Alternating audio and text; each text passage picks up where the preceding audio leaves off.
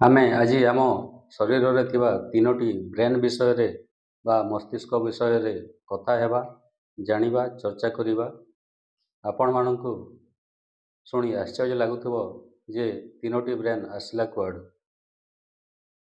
Got, ଯେଉଁଟାକି ପାକସ୍ଥଳୀ, ପେଟ ଏରିଆ, ସେଇଟାକୁ କନସିଡର କରାଯାଇଛି ବ୍ରେନ୍ ସହିତ। ଗଟ୍ ଫିଲିଂସ୍, ଆପଣ ଶୁଣିଥିବେ ଏମିତି ସେଣ୍ଟେନ୍ସ ଲୋକେ ବ୍ୟବହାର କରନ୍ତି, ମୋର ଗଟ୍ ଫିଲିଂସ୍ କହୁଛି, ମାନେ ତାହା ଗଟ୍ ଏରିଆ ବା ପାକସ୍ଥଳୀ ଏରିଆକୁ ସୂଚାଇଥାଏ।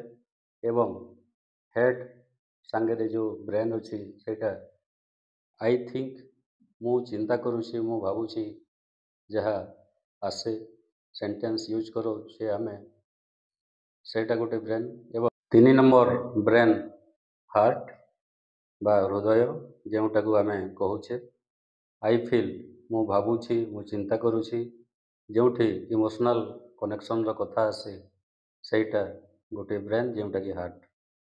ଗୋଟି ଗୋଟି କରି ଜାଣିବା କ'ଣ ରହିଛି ସେମାନଙ୍କର କଣ୍ଟ୍ରୋଲିଂ କାର୍ଯ୍ୟ, ଯେଉଁଟା ଆସନ୍ତୁ ନଜର ପକାଇବା।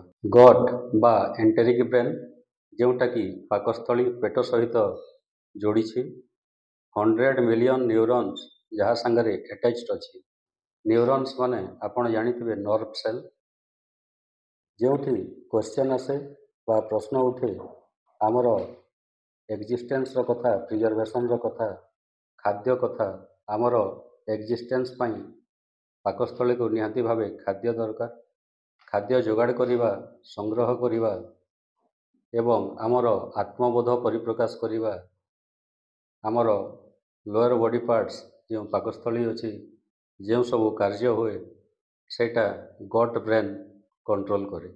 ଦ୍ୱିତୀୟ ଟାଇପ୍ର ବ୍ରେନ୍ ହେଲା ହାର୍ଟ ବା କାର୍ଡ଼ିଆକ୍ ବ୍ରେନ୍, ଯେଉଁଠି 40,000 ନ୍ୟୁରନ୍ ଆଟାଚ୍ଡ ହୋଇକି ଅଛି ଏବଂ ଆମର ଇମୋସନାଲ୍ ପ୍ରୋସେସିଂ ସେଇଠି ସମାପନ ହୋଇଥାଏ। ଅର୍ଥାତ୍ ଆମ ମନ ମଧ୍ୟରେ ଥିବା ରାଗ, ଚିଡ଼ିଚିଡ଼ାପଣ, ଖୁସି ବ୍ୟକ୍ତ କରିବା, ଆମର ରିଲେସନ୍ ବା ସମ୍ପର୍କ ଏବଂ ସମ୍ପର୍କର ମୂଲ୍ୟବୋଧ ଯେଉଁଠି ପ୍ରୋସେସିଂ ହୋଇଥାଏ ତାହା ହେଲା ହାର୍ଟ ବା କାର୍ଡ଼ିଆକ୍ ବ୍ରେନ୍। ଆମ ଶରୀରରେ ଥିବା ତୃତୀୟ ବ୍ରେନ୍ ହେଲା ହେଡ୍ ବା ସେଫାଲିକ୍ ବ୍ରେନ୍। ସେଫାଲିକ୍ ଯେକୌଣସି ଜିନିଷ ରିଲେଟ୍ କରାହୁଏ ମୁଣ୍ଡ ଭିତରେ ଥିବା କୌଣସି ଜିନିଷ, ତାହା ହେଲା ସେଫାଲିକ୍ ବ୍ରେନ୍। ସେଫାଲିକ୍ ବ୍ରେନ୍ 86 ବିଲିୟନ୍ ନ୍ୟୁରନ୍ ସହିତ ଆଟାଚ୍ଡ ହୋଇକି ଅଛି।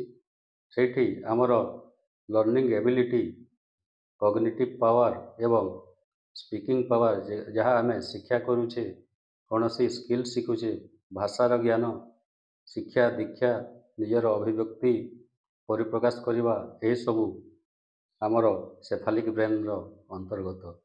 ଏସବୁ ଡେଭଲପମେଣ୍ଟ ସେଫାଲିକ୍ ବ୍ରେନ୍ରେ ହିଁ ହୋଇଥାଏ।